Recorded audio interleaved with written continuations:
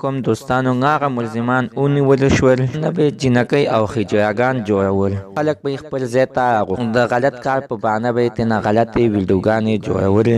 هغه ویډیوګانې په پیسو باندې خرڅولې. د دغه کسانو نه پیسې اخیستلې. ورته به ویل چې پیسې مو را نه کړو نو دا ویډیوګانې به موږ په انټرنیټ باندې شیر کړو. ګروپ په کومه طریقه باندې خلک دوکه کول بیا به تېنه غلطې ویډیوګانې جوړولې. ګرفتارۍ نه اوس پس څه وایي چې پوه شئ نو زموږ دا ویډیو د سره تر اخره پورې وګورئ. سکیپ یې نه کړئ، ټول معلومات به در ورسېږي. خو د دې ویډیو نه مخکې زه تاسو ته دا یادګي نه کوم تر اوسه پورې که تاسو زموږ په دې چینل کې نوي وئ او چینل هم نوي سبسکرایب کړئ حتما د زموږ همدا چینل د سره سبسکرایب کړئ. پاکې ورسره د ټلۍ نشان ووهئ چې ښایي یوه نوې معلوماتي ویډیو تاسو ته په اسانۍ باندې در ورسېږي.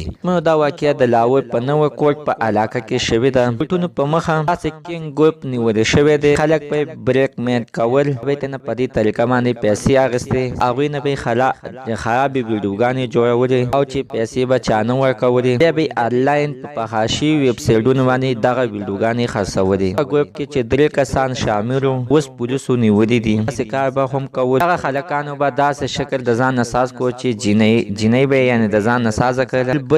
خپل بل ملګري سره په موټرسایکل باندې ناست دی. موټرسایکل د تیلو ختمېدلو بهانه به یې کوله. بله خوا بیا به هغه ته نږدې دوکاندارانو ته ورغله. د هغوی نه به یې قرض پیسې وغوښتلې. به چې ورته قرض پیسې ورکړې نه پاس به دوی هغه دوکاندار ته خپله نښه پته وښودله. انګیزې ته بیا راشه دواړه ګپ شپ ولګوو. پیسې به هم درته واپس کړم. به چې هغه کس هغه ځای ته ورغلی دوی به تېنه په زبردستۍ خرابه یا بربنډه ویډیو به تېنه جوړه کړله. هغه ویډیوګانې خرڅولې. د دغه کس نه یو نه یو طریقه باندې پیسې اخیستلې.